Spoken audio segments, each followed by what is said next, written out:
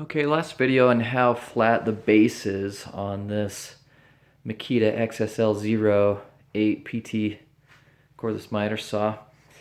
So all of these dots here are no greater than 3/1000ths of an inch out, except there was a spot,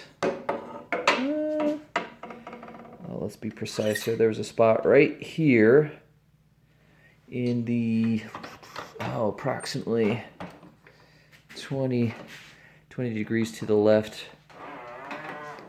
rotation. So come on, keep it together. So this spot right here, I believe, was 5/1000ths of an inch.